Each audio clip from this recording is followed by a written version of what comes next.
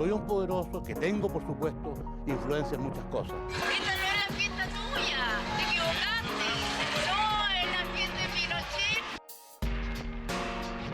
Radio Proyección y el grupo de estudios discretos Paul Feyerabend presentan Vitrina distópica. La realidad no es capitalista. Mordiendo el siniestro funeral del mundo. Somos millones y llamamos a todos nuestros hermanos a que se suman a este llamado.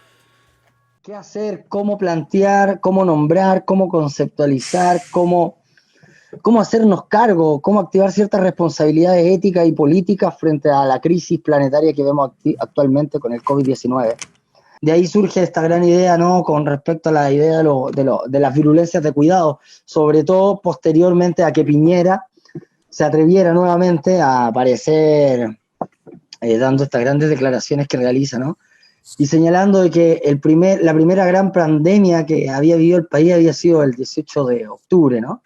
Entonces nos sitúa de inmediato frente a un contexto de guerra y de guerra bacteriológica que no está dada principalmente contra el COVID-19, sino que se extiende a lo que en este momento nosotros planteamos como el octubre 19, y que de alguna u otra manera dotó a las distintas organizaciones y a las distintas inteligencias colectivas de la posibilidad de mirar para el lado y darse cuenta de que habían otras y otros que diferencialmente estaban expuestos a las violencias y que era necesario empezar a dar respuestas concretas a eso. Por lo tanto, abriendo la posibilidad también de la escucha, de lo que de cómo eso va siendo recepcionado en distintos espacios concretos. Y por otra parte, como este tiene un efecto también un poco catalizador de ciertas tendencias que ya venían en cada territorio sucediendo de una manera y que la acentúa, la agudiza e incluso las vuelve también más ambiguas en algunas zonas. Entonces, recuerdo un texto precioso de esta pensadora francesa Simone Weil, que en determinado momento la piden desde una escuela que mande una reflexión sobre los estudios, sobre cómo deben estudiar los chicos y las chicas en esa escuela, o no sé si era una escuela solo de chicas. Y ella hace una reflexión muy hermosa sobre la atención. Ella dice que lo único que hay que ejercitar prácticamente en la escuela es la atención. Uh-huh. Tiene un concepto de atención muy curioso, porque ella dice que la atención empieza con un trabajo negativo, en primer lugar. Hay que vaciar, hay que quitar cosas, incluso habla de que hay un momento positivo de humillación, cuando todo lo que creíamos saber se ve que no funciona. Es un poco lo que también nos ha podido pasar al comienzo de toda esta aventura extraña, ¿no? Y es que intentábamos, digamos, aplicar nuestros conceptos, ¿no? Con esa idea de que los conceptos se aplican para intentar captar lo que estaba pasando, intentar aferrarlo, gobernarlo, controlarlo, ¿no? Yo desde luego he sentido eso clarísimamente, ¿no? Y entonces Simone Weil dice, no, hay que rendirse. Y a mí, por ejemplo, me ha costado muchísimo rendirme. Me costó como 10 días o así rendirme a la situación. Es decir, no sabes lo que está pasando. Como rendirte, quedarte en una cierta impotencia. No puedes intervenir, no puedes actuar, no puedes reaccionar, no se puede parar. Entonces, pero ella, Simone Weil dice, ese trabajo negativo permite luego acoger lo que la situación nos aporta de desconocido, lo que tiene que traer de desconocido. Entonces, primero habría un trabajo negativo y me parece que tiene que ver con ese rendirse. Con de alguna manera, que no quiere decir que nada de lo que hemos leído, experimentado, sirve, sino que de alguna manera en todo caso hay que volver a pasarlo por el cuerpo.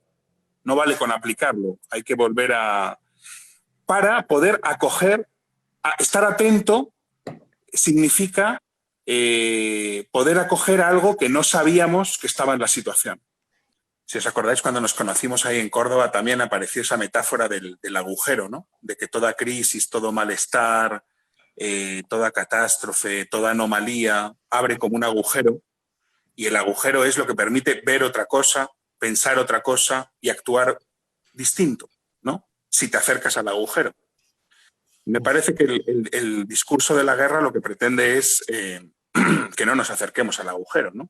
producir un sentido que dé respuesta a la situación para saber qué está pasando, dónde debe estar cada cual, quién es el enemigo, y convertir ese agujero, digamos, que nos puede permitir pasar a otro lado, como Alicia, ¿no?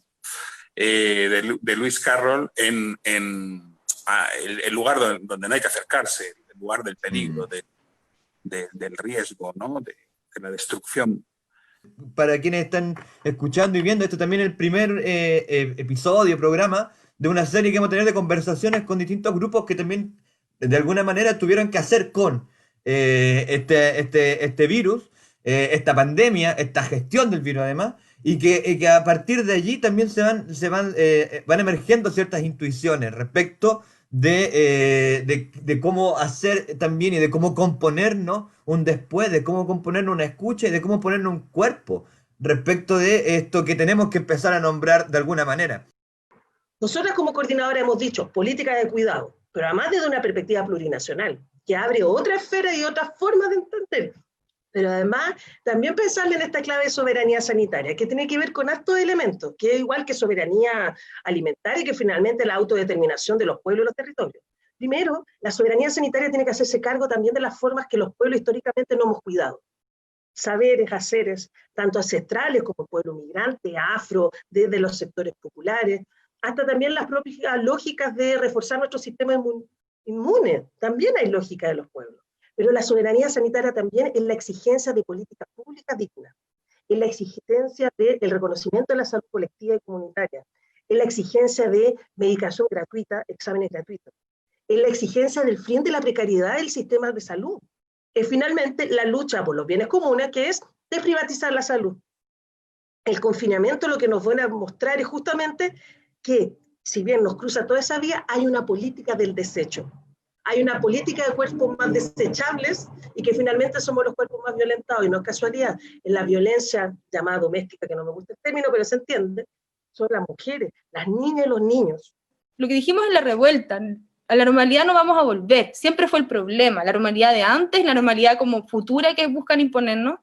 Creo que ahí también hay una clave como muy importante para pensar, porque el deseo, y aquí aparece rápidamente esta idea como de querer volver. Acá no hay un regreso, no hay una posibilidad de un retorno a algo como anterior. Uno, porque no lo deseamos, no queremos volver a eso que el fondo está, a esa estabilidad anterior de este oasis que precisamente impugnamos. Pero también necesariamente una crisis como esta nos habilita la posibilidad de pensar, y ahí lo que decía en esa clave transnacional, ¿no? O transfronteriza. ¿Qué otros contagios, por ejemplo, el contagio de la revuelta? ¿Qué no significaba esa experiencia como algo profundamente contagioso, ¿no? Que era el contagio de pensar que había otra cosa posible. Quienes participamos en asambleas, creo que territoriales, de personas que no necesariamente se habían organizado antes y de repente sentían un contagio como una experiencia transformadora, como muy vitalista, así de pronto que era como... nunca había ido a una marcha y comienzan a ir y sienten como un deseo de volver a vivir esa experiencia y querer vivirla una y otra vez también. Pero yo creo que también da cuenta mucho de cómo el Estado también hoy día está reforzando sus estructuras políticas y administrativas para continuar con la criminalización de la pobreza finalmente. Sí, finalmente eso, administración y criminalización de la pobreza para nosotros no tiene mayores lecturas, no es una colaboración así como en la buena onda que hace la ANI buscando información en relación a los niños jóvenes del Sename. Probablemente es porque los niños y los jóvenes del Sename hayan tenido un montón de participación en la revuelta popular de octubre, porque hay una rabia acumulada de un sistema que no da respuesta a las necesidades no tan solo de la niñez, sino que en el fondo del mundo de nosotros, nosotras, de quienes trabajamos y quienes somos la fuerza de trabajo del país. Lo mismo pasa y referente a los niños y niñas mapuche, también esta misma invisibilización y criminalización de sus propios procesos. Y ahí claramente tenemos un proceso político detrás, de intereses capitalistas también acá en el territorio, y de cómo observan a estos niños y niñas respecto también a nuestros propios procesos de crianza, de nuestros mismos procesos de lucha, de identidad que tenemos, de cómo en la niñez ven a estos futuros huaychafes, a estos futuros dirigentes, las futuras recuperaciones territoriales vienen en esta niñez, pues en estos brotes que tenemos. Entonces es bien estratégico el cómo accionamos respecto a la niñez y cómo los gobiernos accionan respecto a la niñez. Y en eso, desde hace más de 30 años, todos los gobiernos, todos han implicado en esta invisibilización, criminalización y represión de distintas niñeces, ya sea la niñez precarizada, la niñez del Sename, la niñez de Gualmapu. Las acciones que toman en torno son espantosas, o sea, hace 2 años atrás, casi 2 años atrás, estábamos discutiendo la baja de edad en el consentimiento sexual de niños y niñas a los 12 años, y se frenó, y hoy día se vuelve a levantar la iniciativa en pandemia. Los chiquillos tienen herramientas diferentes, se están autoeducando, son peligrosos, po. ¿Por qué hoy día hablamos de ciberseguridad? ¿Por qué quieren saber lo que los cabros ven, lo que nosotros vemos? Es porque hoy día es diferente, las acciones hoy día son diferentes, y tenemos una niñez que hoy día es crítica, que siempre lo ha sido, pero que hoy día la niñez no está esperando, y los cabros no están esperando que seamos nosotros los adultos los que les digamos qué tienen que hacer. Hoy día los chiquillos ya como que reconocieron que en realidad son ellos los que tienen que levantar la iniciativa. Con una compañera que es terapeuta y una trabajadora de Flores de Bach, hemos tratado un poco de dar apoyo a la crisis emocional que han tenido varios de nuestros vecinos, y que se ha provocado no solo por la cuarentena, sino que por esta falta o esta crisis económica que han tenido en sus casas. Entonces, no solo estamos repartiendo el alimento, sino que también estamos tratando de darle un poco esta opción de terapia a los vecinos, y con eso también ayudarles un poco a enfrentar esta situación de salud mental que va a ser una crisis grave hacia adelante. La salud mental, la salud física en general, la afectividad también que está cambiando con las relaciones virtuales, la brecha digital que también se produce. Hay un montón de elementos que son las asambleas territoriales, las organizaciones, que vamos a tener que empezar a gestionar por nuestra cuenta y coordinadamente. Sola y solo no vamos a llegar muy lejos. Yo tengo la experiencia de la dictadura. Me lo hubiera comentado un amigo que esta experiencia de las ollas comunes y de los comedores es bastante parecida a la dictadura, ¿no? El tiempo del POJ y el PERO, donde había gente igual muriéndose de hambre, y fuimos capaces de organizar un montón de actividades de este tipo. Particularmente hay una que recordar con precisión, que esta vinculación que se generó entre los creyentes y los no creyentes, de las iglesias populares, que se armó cuando la iglesia católica se acordó, era del pueblo, no ahora, ¿no? En esas circunstancias, en muchos lugares se armaron capillas en una fusión extraordinaria, que no sé si alguna vez se habrá documentado, ¿no? Entre la gente que no creía, que eran los ateos en el momento, ¿no es cierto?, y las personas que eran creyentes, ¿no? Entonces esas diferencias se eliminaron y se produjo una unidad respecto al enemigo común, que era la dictadura y particularmente el Pinochet. Sin embargo, yo creo que cometimos un error, que fue precisamente no haber sido capaces de poder haber seguido avanzando, a mi juicio, en un concepto importante, que haber logrado inculcar en la gente el sentido de la vecindad, el sentido de la solidaridad del vecino. Cuando nosotros vimos eso y el sistema nos ganó y nos derrotó con esta idea de que todos podíamos ser ricos y todos podíamos tener acceso a la riqueza, mucha gente se enganchó en eso y nosotros perdimos la capacidad de poder revertir eso. Probablemente se ha quedado adormecido eso y hoy día ha resultado.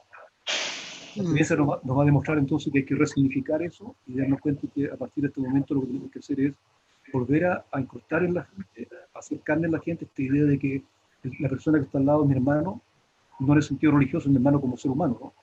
Y le debo solidaridad, le debo respeto a la diferencia de raza, de piel, de credo, de ideas, ¿no? En general. Cuando nosotros seamos capaces de hacer eso, lo más probable es que el sistema va a temblar y cuando no se va a derrumbar. Si no somos capaces de eso con el país, cada vez que hay una catástrofe. Anterior a la revuelta del 18 de octubre, se empezaron a retomar las memorias históricas en este proceso, digamos. Pero yo creo que es una memoria que estaba en la médula del pueblo. Finalmente necesitábamos una chispita que nos hiciera volver a encontrarnos con quienes somos y volver a creer en la utopía de hacer una nueva sociedad, ¿cachai? De algo más justo. Estos brotes de rebeldía yo creo que estaban ahí nomás, pues lo hemos pisoteado un par de años, pero siempre han estado ahí.